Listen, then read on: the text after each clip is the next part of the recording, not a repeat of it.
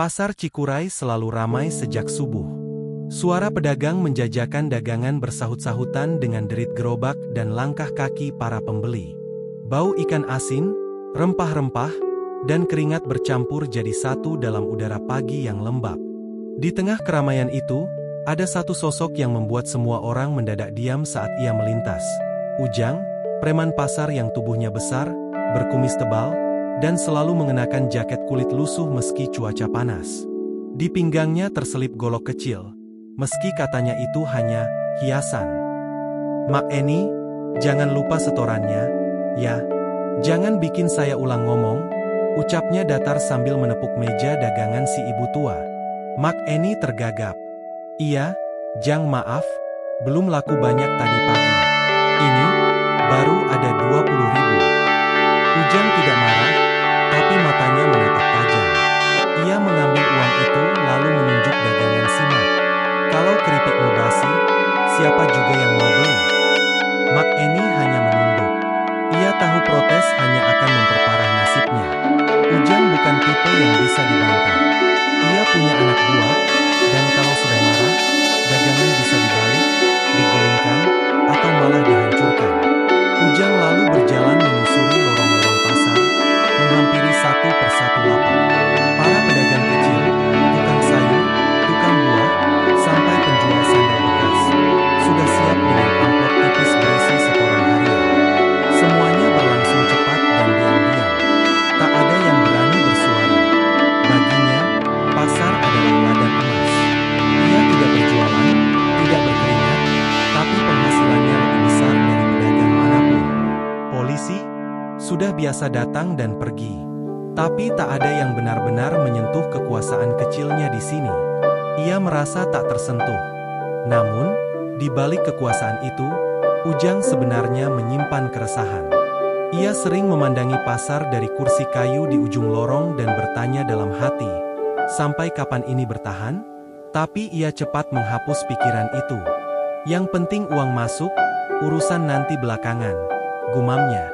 Ia tak tahu, pagi itu akan jadi awal dari akhir kekuasaannya. Pagi itu, pasar Cikuray mulai terasa berbeda. Udara masih dipenuhi aroma keringat dan sayur mayur, namun ada ketegangan yang tidak biasa. Beberapa pedagang tampak berbisik-bisik sambil menoleh ke arah jalan masuk pasar. Seorang pria bersarung dengan ikat kepala khas Sunda berjalan santai melewati lorong-lorong pasar. Wajahnya tenang, penuh senyum, dan matanya menyapu setiap sudut pasar seolah mengenal tempat itu sejak lama. Ia tak membawa pengawal, tak berlagak penting, dan tak mengenakan pakaian mewah. Tapi caranya menyapa pedagang, memperhatikan dagangan mereka, dan bahkan duduk di bangku kecil untuk mencicipi keripik milik Mak Eni membuat semua orang tertegun. "Kumaha, Mak? Laris daganganna ayeuna?" tanyanya hangat. Mak Eni, yang biasanya gugup setiap ada orang asing mendekat, justru merasa tenang. "Alhamdulillah, Kang. Sabaraha enu dipikaresep?" jawabnya pelan. Pria itu membeli 2 bungkus keripik, membayar lebih dari harga yang disebutkan. Ia tak menawar, malah menambahkan selembar uang 50 ribuan.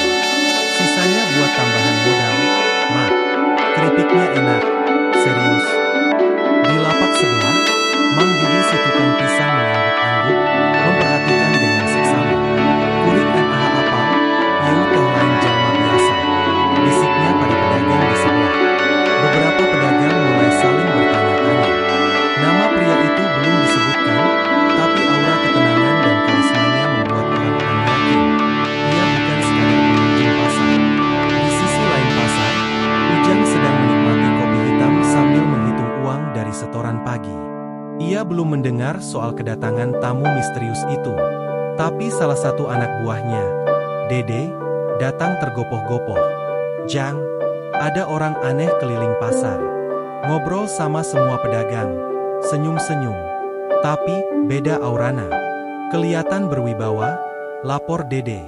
Ujang meletakkan cangkir kopinya dan menatap tajam. "Orang mana? Pedagang baru? Pegawai kelurahan?"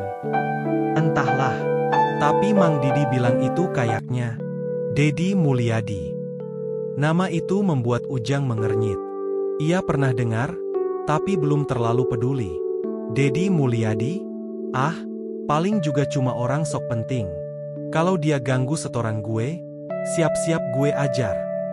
Ujang berdiri dari kursinya, membanting sisa rokok ke tanah lalu menginjaknya kasar. Wajahnya mengeras, rahangnya mengatup. Ia tak suka jika ada orang luar mencampuri urusan wilayah kekuasaannya, apalagi membuat pedagang merasa nyaman tanpa izin darinya. "Mana orangnya sekarang?" tanyanya kepada Dede. "Masih di lorong tengah.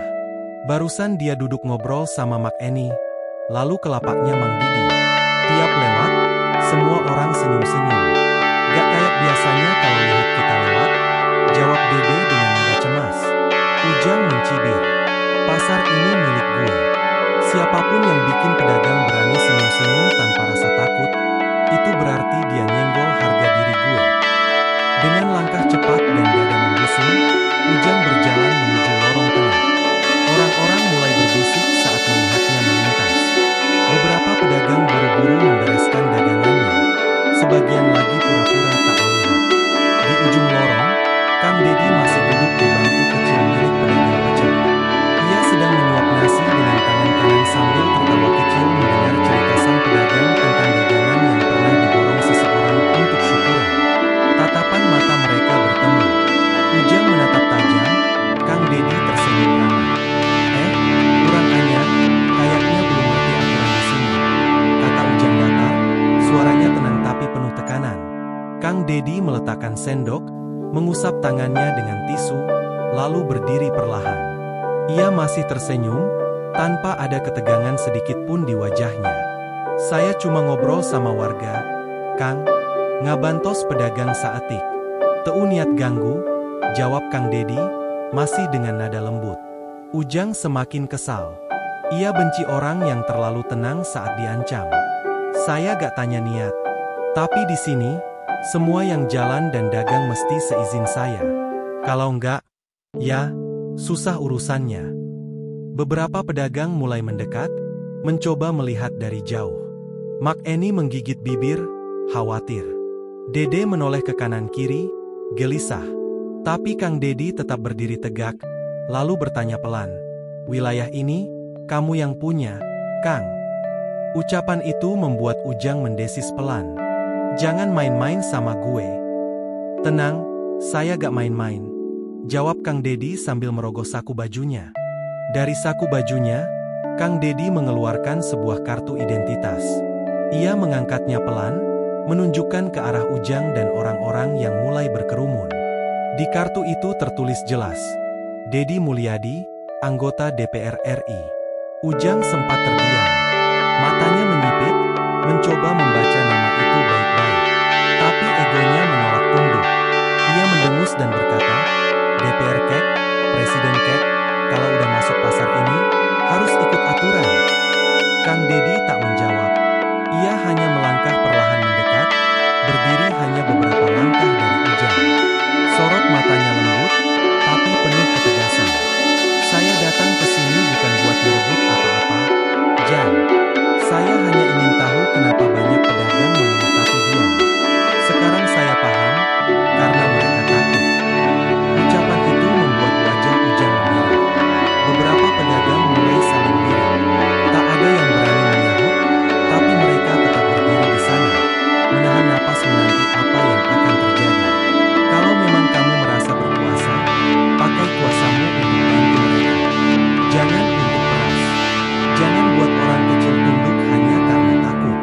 Itu bukan kuasa, itu penindasan, lanjut Kang Dedi. Suasana pasar mendadak hening. Hanya terdengar suara ayam berkokok dari kandang belakang. Bahkan langit seperti ikut menahan angin.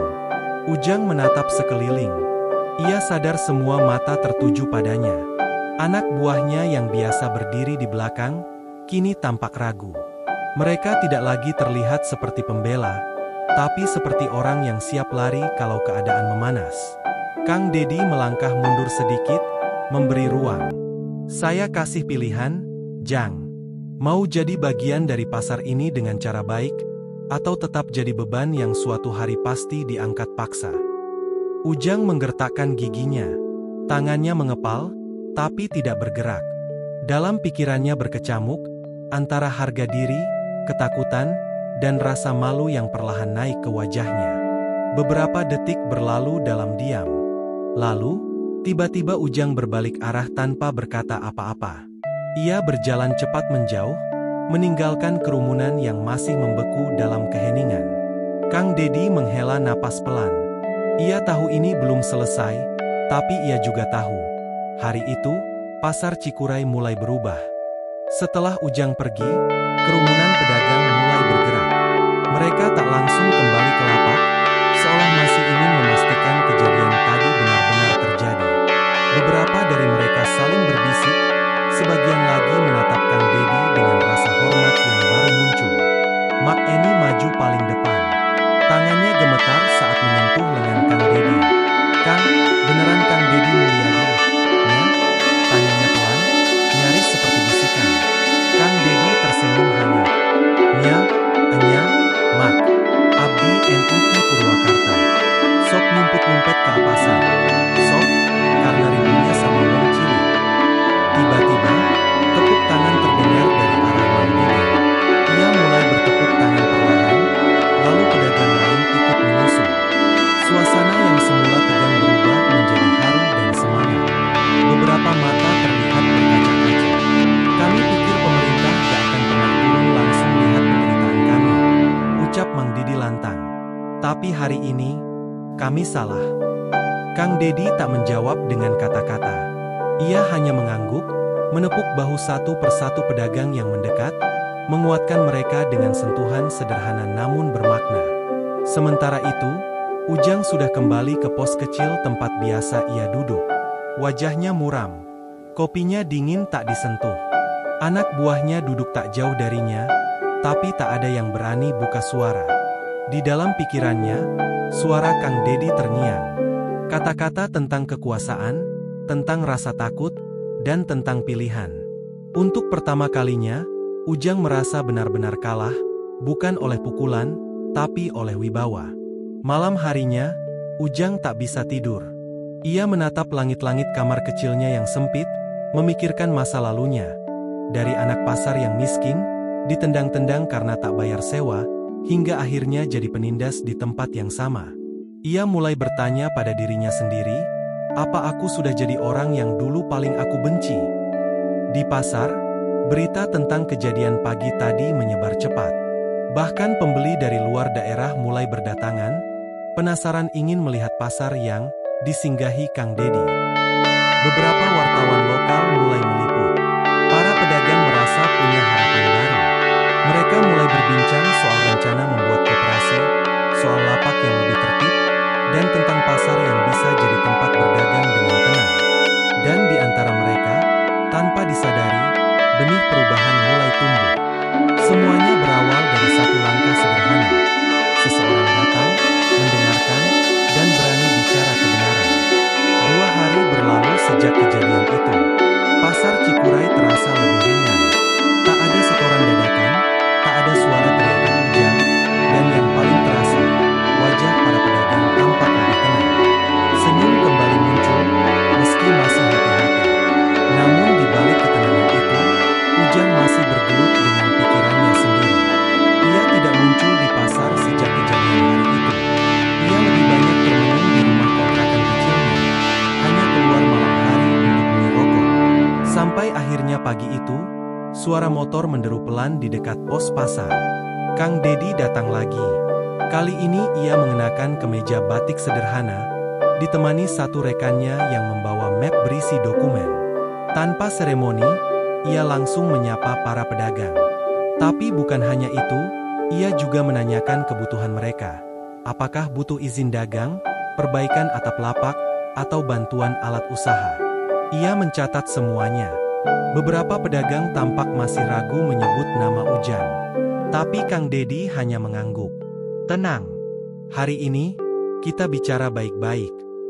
Saat itu juga, Ujang muncul dari balik lorong. Bajunya kusut, wajahnya tak segarang biasanya. Tapi tatapannya masih menyala. Ia mendekat pelan, menembus kerumunan yang otomatis memberi jalan. Kang Dedi menoleh, lalu tersenyum. "Ah, Jang Ujang. Esai pisan bisa datang." Ujang menghela napas dalam. "Saya gak datang buat ribut, Kang. Tapi, saya juga gak mau langsung dikatain jahat." Kang Dedi mengangguk pelan, memberi isyarat pada semua orang agar mundur sedikit. Hanya mereka berdua yang berdiri sekarang, saling menatap. "Saya tahu kamu bukan orang jahat, Jang," ucap Kang Dedi lembut. "Orang jahat itu yang sengaja bikin orang lain sengsara dan bangga melakukannya. Kamu, saya yakin cuma lagi salah jalan." Ujang tertunduk. Kata-kata itu lebih menyakitkan dari makian, tapi juga lebih menyentuh dari nasihat. "Saya cuma pengen dihargai, Kang. Seumur hidup saya cuma dipinggirkan." Kang Dedi menepuk bahunya.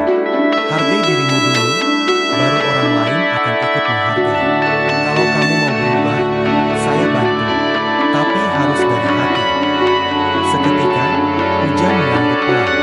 Tidak banyak kata keluar dari mulutnya, tapi sorot matanya berubah. Bukan lagi penuh ego, tapi seperti seseorang yang baru saja membuka pintu yang selama ini ia kunci rapat-rapat.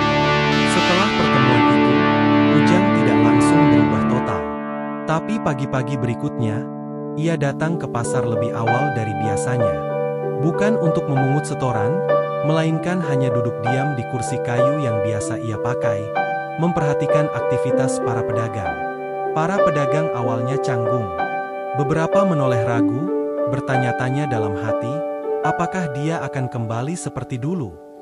Namun hari itu berlalu tanpa ancaman, tanpa suara keras, dan tanpa tangan yang meminta amplop.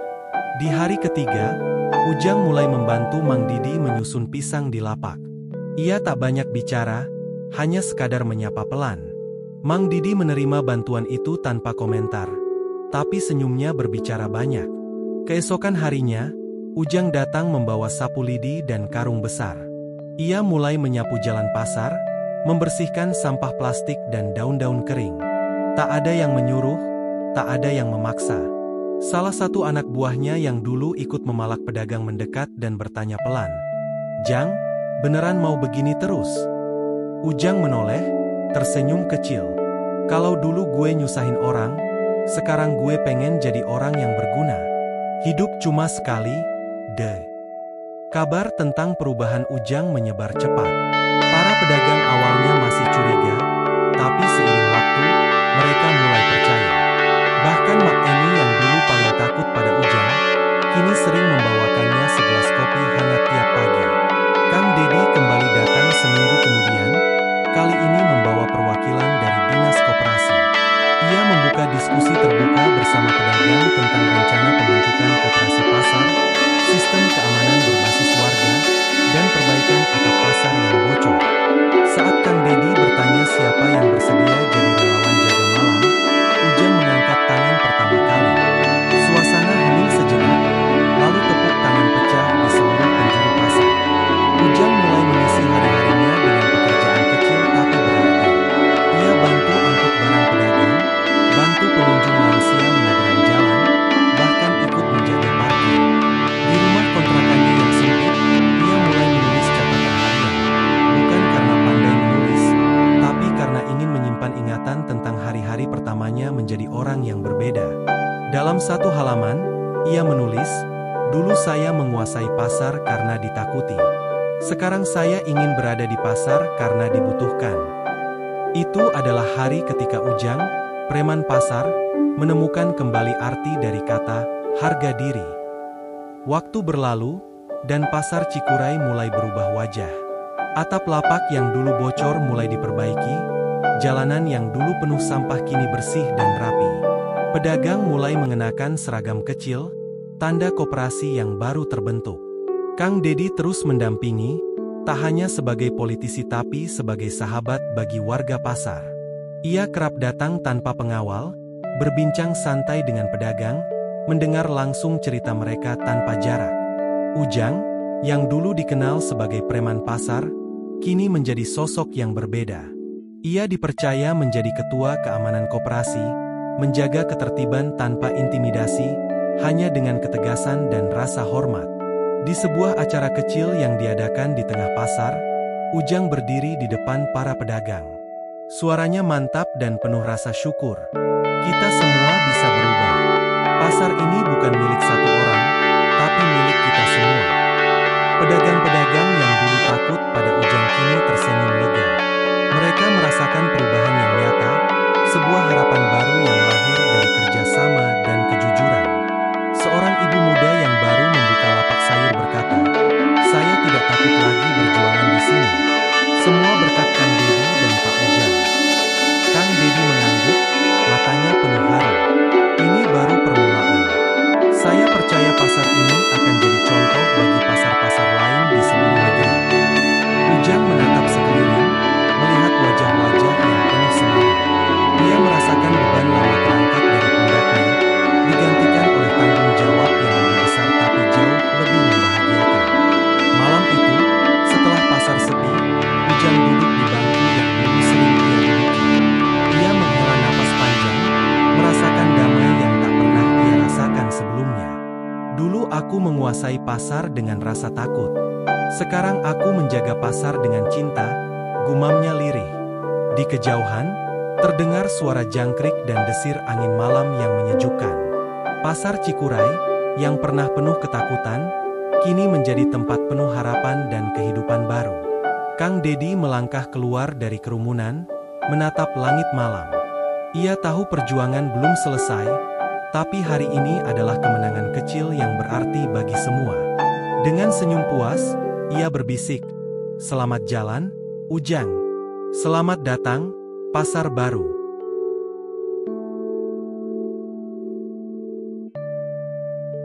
Setelah perubahan besar di Pasar Cikuray, suasana kehidupan di sana benar-benar berbeda. Pedagang dan pengunjung merasa nyaman, tanpa rasa takut yang dulu selalu menghantui. Kini, pasar itu menjadi tempat berkumpul dan bertukar cerita dengan penuh kehangatan. Ujang yang dulu dikenal sebagai preman pasar, kini menjadi sosok yang dihormati dan disegani bukan karena kekerasan, melainkan karena ketulusan dan kepeduliannya. Ia menjadi contoh nyata bahwa seseorang bisa berubah, bahkan dari sisi tergelap sekalipun. Kang Dedi pun semakin dikenal sebagai figur yang tak hanya berani turun ke lapangan, tetapi juga mampu menyentuh hati rakyat kecil. Ia tak hanya berjanji di panggung, tapi membuktikan lewat tindakan nyata. Malam-malam di pasar kini diwarnai dengan lampu-lampu yang hangat, suara tawa pedagang, dan canda anak-anak yang bermain di sela-sela kios. Pasar bukan hanya tempat berdagang, tapi sudah jadi bagian hidup warga. Ujang sering merenung di bangku tua di pojok pasar, mengingat masa lalunya yang penuh kesalahan. Namun ia tak lagi terpuruk, karena kini ia tahu bahwa masa depan bisa diperbaiki dengan niat dan kerja keras. Kang Dedi pun sesekali mampir, mengajak Ujang berdiskusi tentang rencana pengembangan pasar ke depan, agar pasar Cikuray bisa jadi contoh pasar modern yang tetap menjunjung nilai gotong royong dan kebersamaan.